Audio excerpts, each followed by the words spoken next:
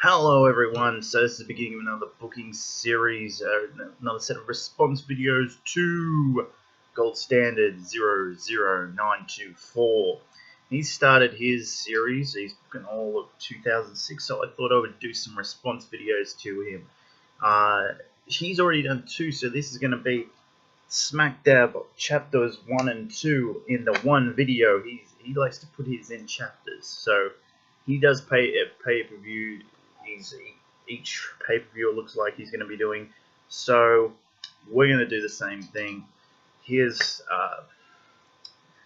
how things are going to be laid out. He like with the Elimination Chamber, it seems like things were a little bit, and plus with the lack of talent, people were injured at this time, so there was a lot less talent to way through. So you're going to be thinking, why are you putting these people on the card and everything? So the thing is, there was not that much talent to go around. I mean, hell, you had Carlito and Chris Masters in an Elimination Chamber match at New Year's Revolution. That's how short talent was at this time. Not this was the lean periods. We'd lost Goldberg, we'd lost Brock Lesnar a few years ago. We had just established John Cena, and the fans had already turned on him by this time. So you've got that. Batista is injured. If we're going to go into that when we get to the Royal Rumble, we'll go into what happened, how we're going to deal with that. We're going to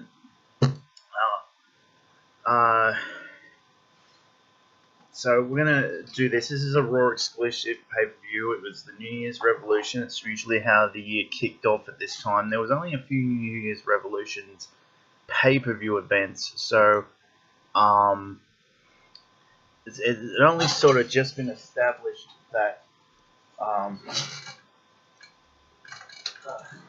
this was the show where the Elimination Chamber usually was. But that would change, because the Elimination Chamber would get sort of eventually become exclusive to No Way Out. Then it would No Way Out would become Elimination Chamber. So yeah, so we got that coming up. So let's go into the show, shall we? We kick things off with Chavo Guerrero taking on Rob Conway. This match is just thrown together. Look, this would probably stem from stuff happening on Heat, because that's pretty much what it is. Rob would sort of be like, hey, you haven't been. Look at Rey Mysterio, he's doing so well, and look at you, you're not doing so well, and you can't win a match to save your life. And he said, basically on the Heat before the show, he says, well, hey, how about we go talk to Eric Bischoff? I think was still GM at this time. I'd have to have a look. Pretty sure he was. Yeah, he would have been. Yeah, he would have been. So, and let's have a match on the show. Boom, we have a match. Chavo goes over. Battle Royal for the #1 contendership for the women's title at the Rumble. Now, honestly, this goes back to other stuff I have tried to figure out myself. I'm not sure if she was going to be cleared to wrestle, but she was cleared to wrestle that time by later on in the year, and Gold Standard threw her into a match similar to this. So instead of doing the gauntlet thing, which they did, I'm just going to do a battle royal of women, and we're not going to do strip off thing. I'm actually going to save something like that to. I've got an idea of what I'm going to do at WrestleMania, so I might do something at WrestleMania. We're going to have this kind of this straight up battle royal We've got Victoria, Lita, Maria, Torrie Wilson, Ashley Massaro, Candice Michelle, and Mickie James. Comes down the final three are Mickie James, Lita, and Victoria. Lita and Victoria team. Lita and Mickie team up to eliminate Victoria. Comes down to the two of them, and Lita ends up getting the win. Kind of taking advantage of a situation where just after they're high-fiving each other after eliminating Victoria, and she's got Mickie's got her hands up, about to do the high 10, bang, kick to the gut. Lita throws her out, and her music hits right after, and Mickie's like, and that's how that match ends. Now, this doesn't do a lot for the Mickie Trish thing. That's going to happen soon. Then we have an Intercontinental Title match. Originally at the show, it was Edge versus Ric Flair for the Intercontinental Title, and somehow Ric Flair won. I don't think that really does a lot for what's going to happen later. So I decided to put Gregory Helms in this spot. He's already dealt with his situation with Rosie.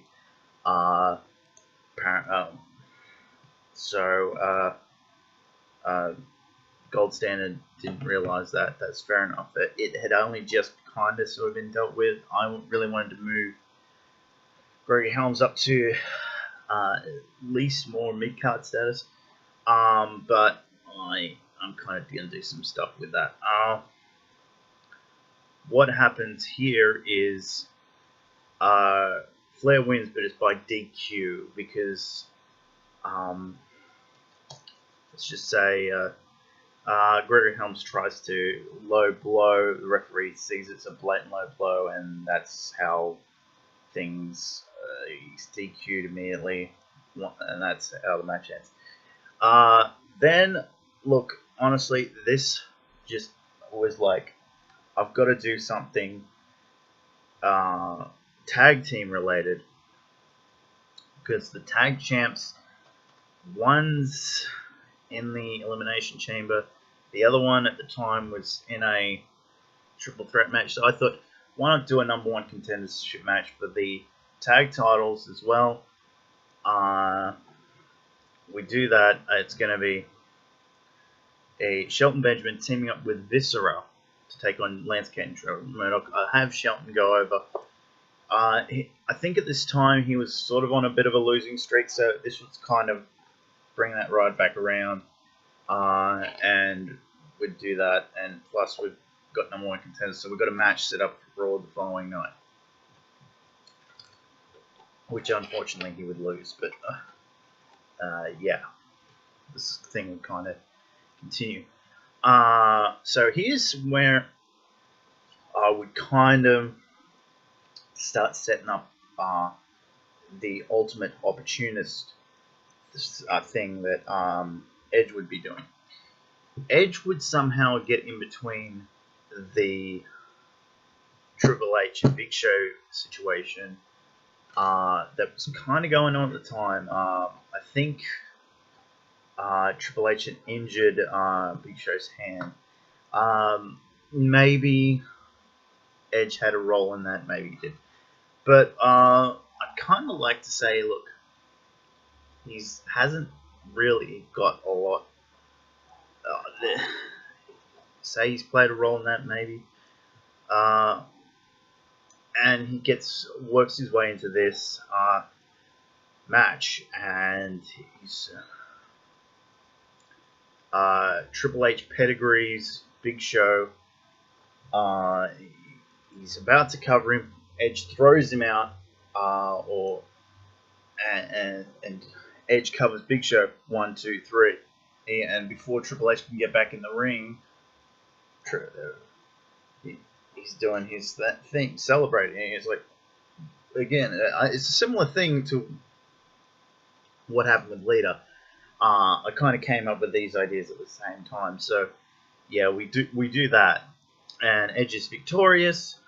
This is what we want to do, building going forward. Then we go to the Elimination Chamber match. Book it exactly the same way. Exactly the same way it happened in real life. There's no need to change it. And then right after the match, you do Edge coming out and beating down John Cena. You can do the same amount of spears and everything. That's fine with me. It's just a lot of the rest of the card didn't seem to pop. So let's move on to the Royal Rumble, shall we? Okay. Royal Rumble it rolls around. They did a Cruiserweight. If you had won the championship before, you could enter it. Similar story here. Most of my talent, I would add in the light heavyweight title. That's why Scotty Too Hotty's in this match. I kind of like Scotty. I think he might add another element into this. He's not going to win it, but Helms gets thrown into this. He gets an invitation to take part. He does. He wins the belt. I think Kid Kash sort of came in and he wasn't really working out. I would say it's just things weren't working out. So, and plus I think Helms was a better champion anyway. So we have that. And yeah, just do similar things. I'd give Scotty a spot where he tries to do the worm on like Nunzio or something, and it just doesn't work out. By the way, this would be elimination rules, so the match would actually be kind of a little bit longer than what it was in real life. So yeah, and it comes down. I'd have it come down to Kash and Helms. All right. Then we have the women's title match. When the special guest referee is appointed as Mickie James. Now, in the lead up to this, we do the friendship breakdown between Trish Stratus and Lita, similar to what actually happened there. Trish and Mickie, Trish and Mickie, not Trish and Lita. Oh god. Trish and Mickey's friendship kind of breaks down between New Year's Revolution and this, and she kind of says, "Well, I really wanted to face you in a match at the Rumble. I really wanted to us to square off, and well, and that unfortunately that didn't happen. There's a six woman tag. It's Torrie Wilson, Lita, and Candice Michelle versus Ashley, Mickie, and Trish. And something happens where Mickie gets jealous, and instead she first kicks Ashley in the head. She does a Mick kick, and then she does. Hopefully, she does this really well. Does this better than what she did at WrestleMania 22. She does the Stratisfaction on Trish, and that's it. And Lita comes in the ring. She's like, "Yeah, hey, Lita." And boom, Lita gets something, and then she's like, walks away. Kind of like she's her own woman. She's no longer with Lita. Then you hit the commercial break, then you come back, and it's Mickey's backstage, and Eric Bischoff appoints her the special referee for the Trish Lita match. And yeah, that's what happens. Trish wins the match, but right afterwards, she gets the Mick kick as well, and this will eventually set up the match at WrestleMania. I know we got a long time to go, but like, there's gonna probably be a lot more story between now and then. Then we have the WWE title match, Edge versus John Cena. Now, I would actually prefer this to be further on, but I could see these the next two matches being flipped around. But look, let's just do Edge and Cena. Edge wins, but it's not clean. He uses dirty tactics to win the match. You could have Lita come back out during the match, and and then you do a distraction thing, and then he wins. You don't need to go too crazy with it. It's just he just wins. Now, people, I'm gonna do something a little bit different than what they did. I kind of understand what they did. I think they thought Edge is not a proven commodity. This is our last big show before, and like I know kind of what's up ahead. And unfortunately, I would much rather see Edge go into WrestleMania with the belt. And I think we're still going to have a pretty good WrestleMania card going forward, so don't worry about that. The World Title match, Kurt Angle versus Mark Henry. Basically, Kurt Angle jumps from Raw to SmackDown. I think that was a good decision. You have him win the belt in the Battle Royal. It comes down to him and Mark Henry. It's fine. And you have Edge win, Kurt Angle win. God. Then we have the Royal Rumble. Now, I've listed every single participant in the Royal Rumble and their number of entry, and which show they were on at the time. I'm not sure how this will come out. I'll probably just put everything in. You have the last entrant be The Undertaker. Unfortunately, he does not win. Rey Mysterio does. I'm fine with that. You do exactly what they did. Now, I'm not going to be invoking Eddie Guerrero's name after this show. Not at all. It's simple. He's won the Rumble. That's fine. You don't need to bring his name up again. So, yeah. I took out a bunch of people that they put in because I just didn't think they added anything. Here's one thing you've probably been wondering. Who is Gene Dismore? Well, Gene Dismore is what Eugene is returning as.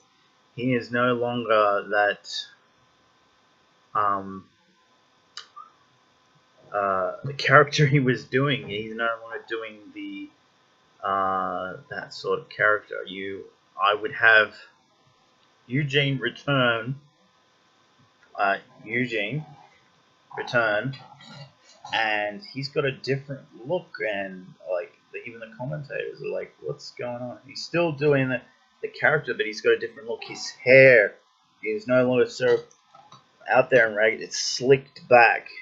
Yeah, it's very different, and it's during a match Rob Conway is having against someone, and Eugene helps Rob Conway win that match. And after the match, they do they're together, and they reform their tag team, the Lords of the Ring. And that's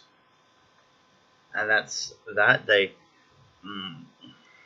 and the two of them are interviewed backstage. They say they announce themselves as Lords of the Ring, and the tag champs better watch out because they're coming from sooner or later.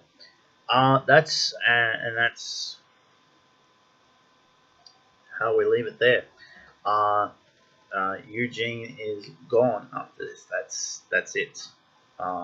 no more Eugene after this. And I think it's a good way to handle it. You just don't bring Eugene back like that's it. That's the end of Eugene. And you can even have Gene say Eugene's dead. And yeah, you could, like, even at this time, you could have them say that it was a scam by Eric to get Gene on the.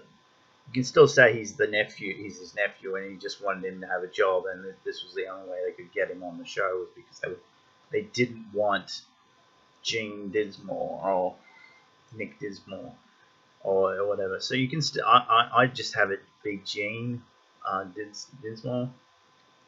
Yeah, that's how you do it.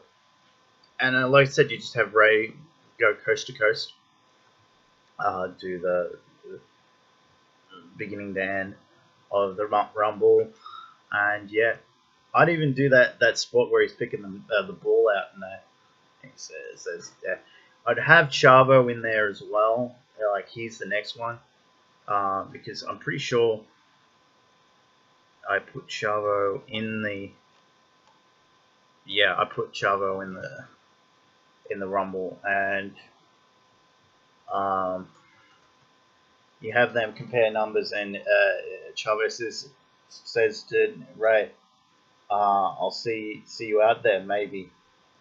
And Ray's like, "Yeah, maybe," hinting that he's got the low number and that. But yeah. Anyway, that's it. There was a very different card I put together than what they did. I only had like 4 matches, and I did that because I want to give maximum amount of time for the Rumble. I don't want the Rumble to go over. And I know Taker kind of came out with some special stuff, but I think him returning, I don't think he was fighting any injuries at the time. I think he'd just taken a break between times, so it's perfectly fine for me. For me, it's perfectly fine for him to come back and be the last entrant to the Rumble, not win it, and go forward. And yeah, that's it. So hopefully, Gold Standard, you get a chance to see this. I am planning on responding to your next video, which will probably be next week. Hopefully, if you get it out by then, I'll have the next one ready. I haven't got too much to say about his card for the Rumble. I think he handled things a lot differently than I did. I did not have a huge problem with these first 2 shows. I had a problem with their undercards. Their main events were alright. So I've been trying to end this a couple of times now. So goodbye. See you all next time.